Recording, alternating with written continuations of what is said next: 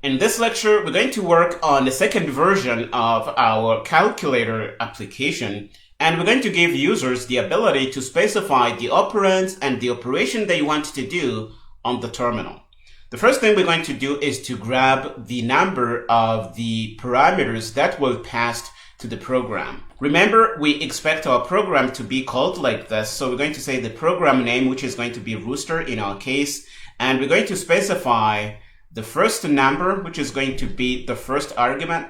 We're going to specify the operation, which is addition in this case, and we're going to specify the second number that we want to do the operation on here. So in total, we expect to have 4 parameters in argc. Argc should be a 4 for our program here to make sense. And that's the first thing we are checking for here. We are checking to see if the user actually passed 3 parameters in addition to the name of the program. And if they didn't do that, we will know that they haven't used our program in a way that it is supposed to be used, and we're going to print an error for them to know what they did wrong.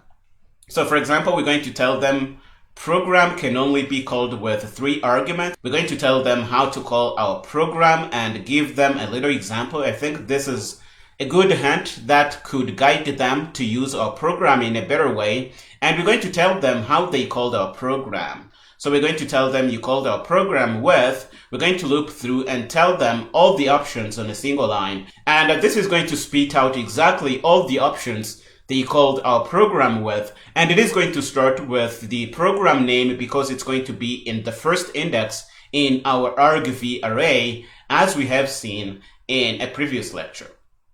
Once we hit the end of this if statement, we're going to return from the main function. This is really important. Once the return statement is executed, nothing else is going to be done in the main function. This is basically to tell the main function, please terminate, and tell the operating system that you have terminated correctly. That's why we are returning a 0 here. If you don't return a 0, the operating system is going to think there is something wrong with your program. But we're not going to say any more on this because that's operating system stuff. We are just trying to learn C++ here. Okay, if we hit this place in our main CPP file, we're going to know that we have the correct number of options for our program. And then we can go on. The next thing we want is to grab which numbers we want to do the operation on. We're going to store these numbers in these 2 variables, first number and second number. And here we are using a built-in function from the C++ standard library to take a const char array and turn that into a float number. And again, I would challenge you to use your favorite search engine to be able to use A to F here. Okay, keep this in mind and try this out, but I am going to show you anyway when we hit Visual Studio Code in a minute. The moment these lines are executed, we're going to have our 2 numbers stored in these variables. Then we're going to do another check and see that the user is really not trying to do operation on zeros. And again, if they are trying to use zeros, we're going to give them a simple error here, and we're going to return from the program. We're going to terminate the program and give them a chance to try again. After we have our numbers stored in variables, we're going to also catch which operation the user wants to do. The operation is going to be stored at index 2 and the parameters in our argv array here. And here we're going to check and see that the operation is actually valid. The first thing we're going to check for is if this option is 1 in length. And we are checking for this because it's either going to be plus, minus, x, or backslash. So if the user types an operation with, for example, AB, this is going to be an error and we want to process this. That's why we are inserting this little check here. And again, we're going to check and see that they are using the characters that we support in our program. For addition, we're going to be using plus here. For subtraction, we're going to be using minus. For multiplication, we're going to be using x. Because if we try to use the star here, it is going to be interpreted by the shell or the terminal, and this is going to be disturbing things in our program. We're just going to use x here and have an easier time. And for division, we're going to be using a backslash character here. Once this test succeeds, we're going to know that we have a correct character in operation here, and we're going to store that in our C character here. Okay, if this fails, we're going to know that the operation is not a valid operation. We're going to give the user a message here, and we're going to return from the program and terminate for the user to have a chance to try again. Once we have all the data, the numbers we want to do the operation on and the operation, then we can do our good old switch that we did in the last lecture and do the operation that the user wants to do. And if we do this, we're going to be processing the data that is coming from the terminal. And this is pretty cool. If you happen to be developing many terminal applications, this is going to be gold for you because it's going to make your applications really flexible to work with. Okay, now that you have an idea about this, we're going to head over to Visual Studio Code and actually do this. Okay, here we are in our working directory. The current project is Calculator version 2. We're going to grab our template files. Let's do that.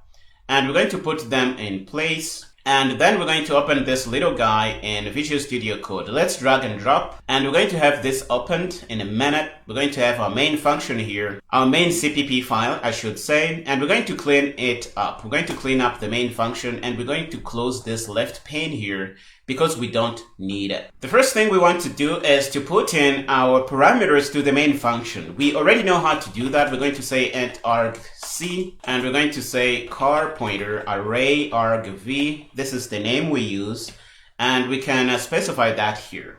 But before we do anything, let's try and change the names of this guy. Let's say option 1, or say bird. Try and put in whatever we want and see if this actually works. So we're going to say dog, just to mess with this. And if we try and compile this program, we're going to see that it is going to compile.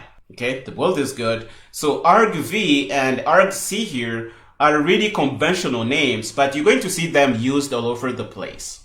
Okay, so let's turn this back to what is making sense. Okay, so now we're going to check the number of parameters that were passed to the program. We're going to put in the code to do that because we have seen this in the slides already. So we're going to check and see if we have 4 parameters passed to the program when it was called. And if we don't have 4 parameters, we're going to say the program can only be called with 3 arguments like, and we say the program name. In this case, we can actually say rooster.exe or rooster. I think this is meaningful for our program because it's going to be called rooster. And we're going to tell them the program can only be called with 3 arguments like rooster a plus b. And a plus b are going to be treated like our arguments here. And then we're going to tell them you called with, and we're going to loop over and show them however they called our program here. So now we need to test this. What we're going to do is run this program. We're going to build it. So let's do that and use GCC. The build is bad. Why is that? We should use argv here to be an array. Let's try and build again and see if we have no more boo-boos in here. The build is good, so we can clear and bring up a terminal so that we can run this. Now we can clear and run rooster. If we try to do this, notice what we get. Program can only be called with 3 arguments like rooster AB, and you called with, this is what we typed. We typed the name of the program, and our program can't work if we don't pass the correct number of parameters. And this is really cool. We are able to help our users through the process of using this program here. Let's try and pass in another option. We're going to say rooster.exe here by hitting the up arrow on my keyboard. And I am going to say, for example, 10 plus. If I run the program, you see that it is going to run. It's not going to do anything, but we're not getting a problem here.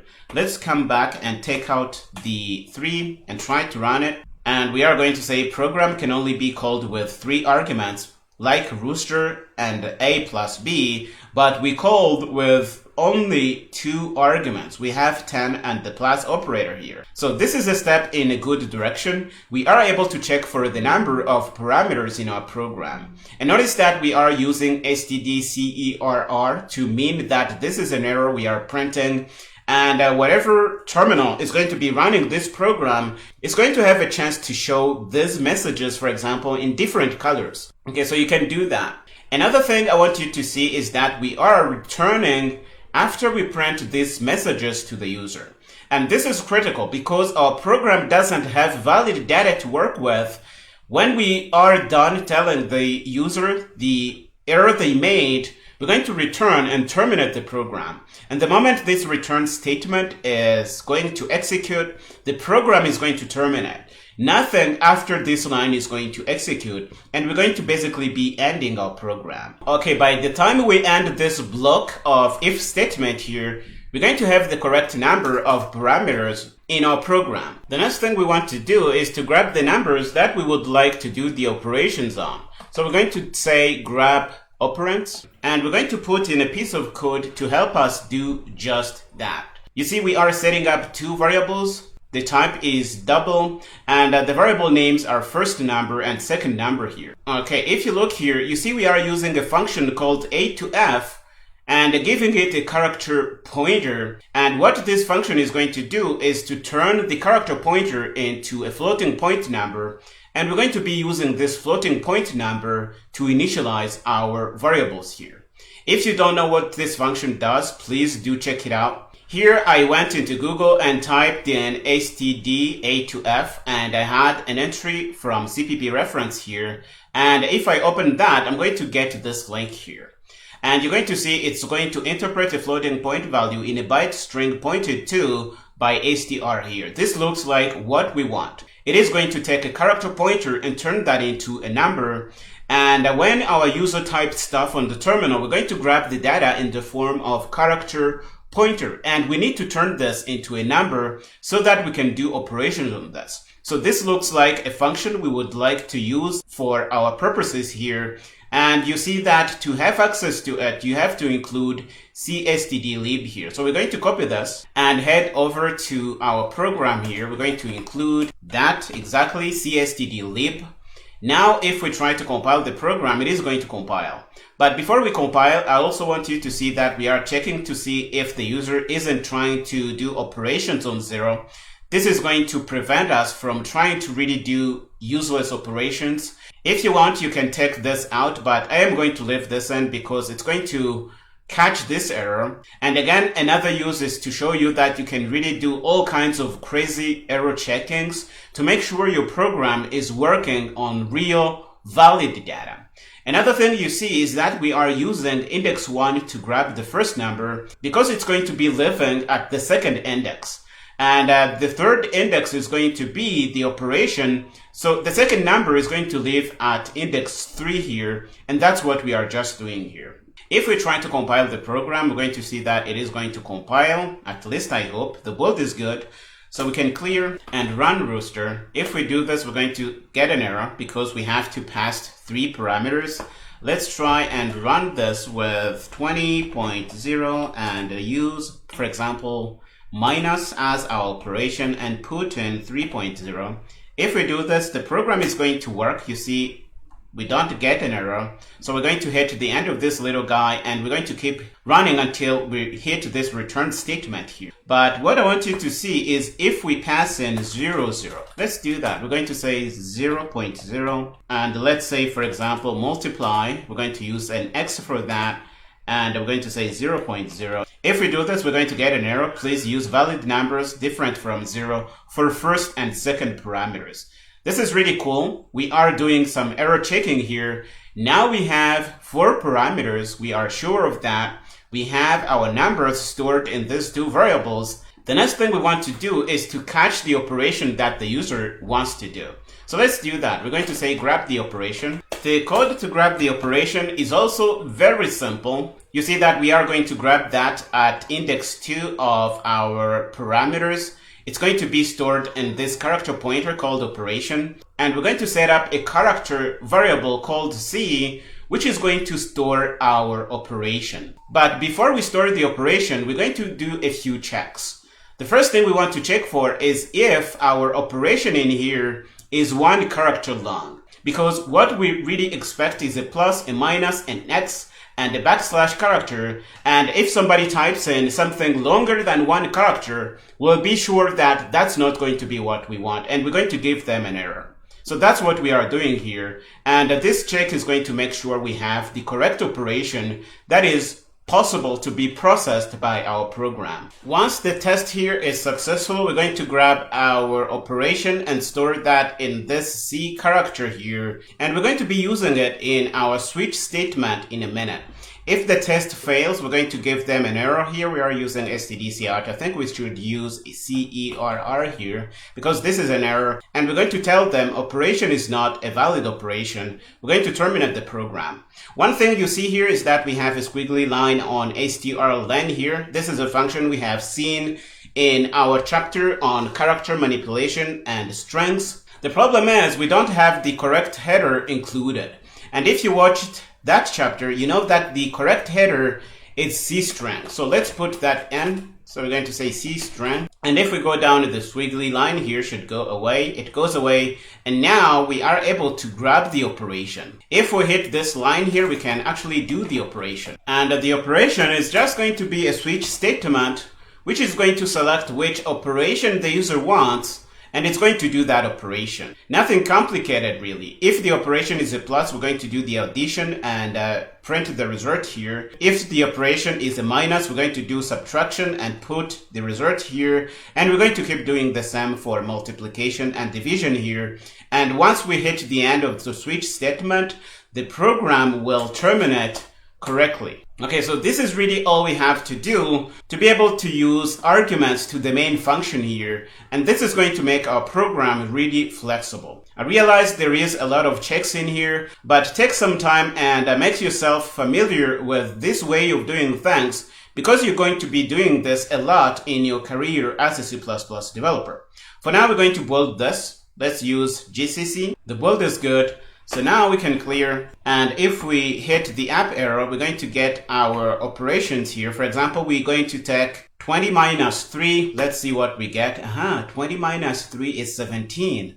Let's try and change things a little bit. Let's go down and change this to addition. And now it's going to be 23. Let's do multiplication. I am having fun with this. This is a program we built and it is really working in a flexible way. And users can change what the program does by passing different options here. And this is a powerful mechanism we have in C++ to be able to use parameters to the main function to do all kinds of crazy things in controlling the behavior of our C++ program. One thing we haven't really tried out, and I don't want to go before we tried that, is to show you that we can use the syntax that we have seen, which says character pointer and puts another star here. This is an alternative way to just say that this is an array of character pointers, and it is going to work equally well. Let's try and build this. The build is good, so we can clear and run Rooster. Let's pass the command we just passed earlier. We're going to multiply, we're going to get a 60,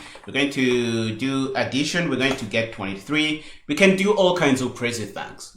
This is really all we set out to do in this lecture. I hope you found it interesting. We are going to stop here in this lecture. In the next one, we're going to try and recap what we saw in this chapter. Go ahead and finish up here and meet me there.